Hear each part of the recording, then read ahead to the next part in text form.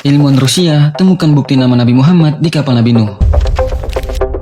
Pada bulan Juli tahun 1951, sebuah tim yang terdiri dari para ilmuwan Rusia melakukan penelitian terhadap lembah Kaat. Saat itu mereka tertarik untuk menemukan sebuah tambang baru di daerah tersebut. Dalam penelitiannya, mereka menemukan beberapa potongan kayu berserakan di daerah tersebut. Mereka kemudian mulai menggali tempat tersebut dengan tujuan untuk menemukan sesuatu yang berharga. Tetapi alangkah terkejutnya mereka ketika menemukan kumpulan potongan-potongan kayu yang tertimbun di tempat tersebut. Salah seorang ilmuwan yang ikut serta memperkirakan setelah meneliti beberapa lapisannya bahwa kayu-kayu tersebut bukanlah kayu yang biasa dan diperkirakan juga menyimpan rahasia yang sangat besar di dalamnya. Mereka pun menelusuri tempat tersebut dengan penuh keingintahuan. Mereka menemukan cukup banyak potongan-potongan kayu di daerah penggalian tersebut. Dan di samping itu, mereka juga menemukan hal-hal lain yang sangat menarik. Mereka juga menemukan sepotong kayu panjang yang berbentuk persegi. Mereka sangatlah terkejut setelah mendapatinya bahwa potongan kayu yang berukuran 14 x 10 inci tersebut ternyata kondisinya jauh lebih baik dibandingkan dengan potongan-potongan kayu yang lainnya. Sahabat beriman, ternyata setelah waktu penelitian yang memakan waktu yang cukup lama, hingga akhir tahun 1952, mereka pun mengambil kesimpulan bahwa potongan kayu tersebut merupakan potongan dari bahteranya Nabi Nuh alaihissalam yang terdampar di puncak gunung Kalf atau Judi. Dan potongan atau plat kayu tersebut terdapat beberapa ukiran dari huruf kuno yang merupakan bagian dari bahtera tersebut. Setelah terbukti bahwa potongan kayu tersebut merupakan potongan kayu dari bahtera Nabi Nuh alaihissalam, maka timbullah pertanyaan tentang kalimat apakah yang tertera di potongan kayu tersebut. Sebuah dewan yang terdiri dari kalangan pakar pun dibentuk oleh pemerintah Rusia di bawah departemen riset mereka untuk mencari tahu makna dari tulisan yang terdapat di kayu tersebut. Dewan tersebut memulai kerjanya pada tanggal 27 Februari tahun 1953 dan berikut ini adalah nama-nama dari anggota dewan tersebut. Yang pertama, Profesor Solomon dari Universitas Moskow. Lalu yang kedua, Profesor Ivan Hainel, lulusan College Cina. Yang ketiga, Mr. Musaulu Faruk, seorang pakar fosil. Yang keempat, Mr. Tamal Gauru, seorang pengajar KVZ College. Lalu yang kelima, Profesor Dipakan, Institut Lenin. Yang keenam, Mr. Ahmad Khaled, Asosiasi Riset Komen. Lalu yang ketujuh, Meyer Carter, Stalin College. Kemudian ketujuh orang pakar ini setelah menghabiskan waktu selama 8 bulan, akhirnya dapat mengambil kesimpulan bahwa bahan kayu tersebut sama dengan bahan kayu yang digunakan untuk membangun bahtera Nabi Nuh alaihissalam. Dan juga Nabi Nuh alaihissalam telah meletakkan plat kayu tersebut di kapalnya demi keselamatan dari bahtera tersebut dan untuk mendapatkan ridha dan pertolongan Tuhan. Terlihat dan terletak di tengah-tengah dari plat tersebut sebuah gambar yang berbentuk telapak tangan, di mana juga terukir beberapa kata dari bahasa Samani. Mr. Max, yang merupakan seorang pakar bahasa kuno dari Manchester, Inggris, telah menerjemahkan kalimat yang tertera di plat tersebut yang artinya, "Ya Allah penolongku, jagalah tanganku dengan kebaikan dan bimbingan dari zatmu yang suci," yaitu Muhammad, Ali, Fatimah, Sobar, dan Sobir, karena mereka adalah yang teragung dan termulia. Dunia ini diciptakan untuk mereka, maka tolonglah aku demi nama mereka. Sahabat beriman, di dalam tulisan itu terlihat bahwa Nabi Nuh alaihissalam bertawasul kepada Nabi Muhammad SAW, Sayyidina Ali, kepada Sobar dan Sobir, dan juga kepada Sayyidah Fatimah. Sobar dan Sobir ialah nama lain dari Sayyidina Hasan dan Husain, kedua cucu Rasulullah, putra dari Sayyidina Ali dan Sayyidah Fatimah. Semuanya sangat terkejut setelah mengetahui arti tulisan tersebut. Terutama yang membuat mereka sangat bingung adalah mengapa plat kayu tersebut tetap dalam keadaan utuh dan tidak rusak sedikit pun setelah lewat beberapa abad lamanya.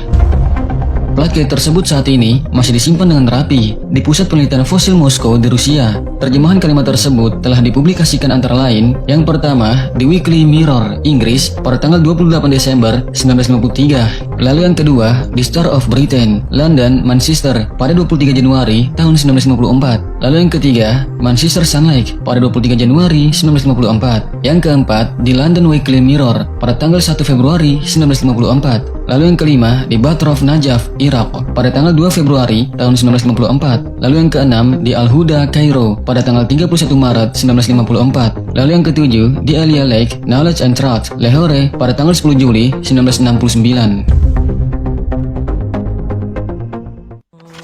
Nabi Nuh bertawasul kepada Nabi Muhammad.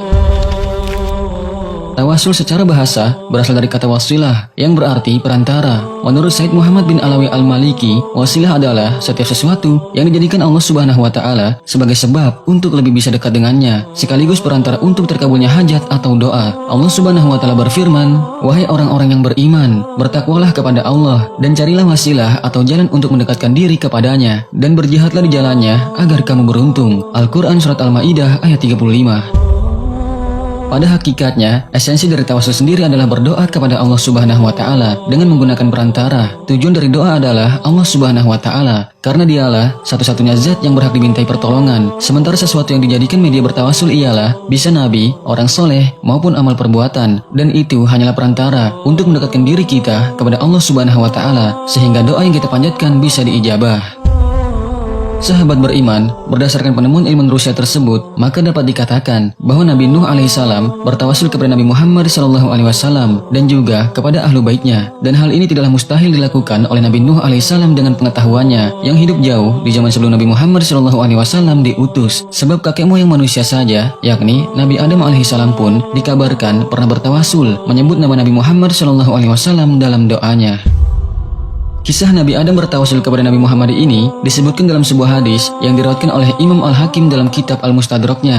Dalam hadis itu diceritakan bahwa tatkala Nabi Adam alaihissalam menyesali perbuatannya yang telah terbujuk rayuan iblis, maka Nabi Adam segera bertaubat kepada Allah Subhanahu wa taala. Beliau meminta ampun dengan menyebut nama Nabi Muhammad SAW sebagai wasilah, padahal Nabi Muhammad waktu itu belum lahir ke dunia. Nabi Adam alaihissalam berkata, "Wahai Tuhanku, dengan derajat yang ada pada Muhammad, aku meminta kepadamu agar engkau memaafkanku." Kemudian Allah Subhanahu wa taala berfirman kepada Nabi Adam, "Wahai Adam, dari mana engkau mengetahui Muhammad sementara aku belum menciptakannya?" Nabi Adam berkata, "Wahai Tuhanku, ketika engkau menciptakan aku dan engkau meniupkan ruhmu kepadaku, aku mengangkat kepalaku dan aku melihat pada tiang-tiang penyangga arsy terdapat tulisan, La ilaha illallah Muhammadur Rasulullah. Dari sana aku paham bahwa engkau tidak mungkin menyandarkan namamu dengan sesuatu yang lain, kecuali sesuatu itu merupakan makhluk yang paling dicintai di sisimu."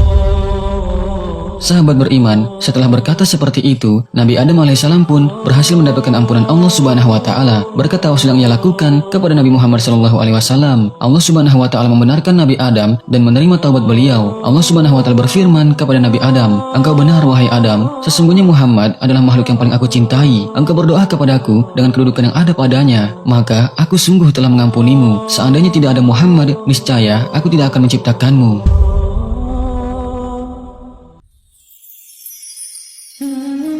Sahabat beriman, penemuan plat Kaibah Nabi Nuh alaihissalam yang bertuliskan doa yang di dalamnya terdapat nama Nabi Muhammad dan keluarganya itu membuktikan akan kebenaran kerasulan Nabi Muhammad SAW. Nabi Nuh yang hidup jauh sebelum Nabi Muhammad diutus bertawasul kepada Nabi Muhammad dan juga keluarganya. Bahkan Nabi Adam juga bertawasul kepada Nabi Muhammad SAW dalam doanya. Maka kita sebagai umatnya yang seharusnya lebih pantas lagi untuk bertawasul kepadanya dengan memperbanyak salawat kepada Nabi Muhammad SAW juga kepada keluarga dan sahabatnya. Semoga penemuan dan bukti ini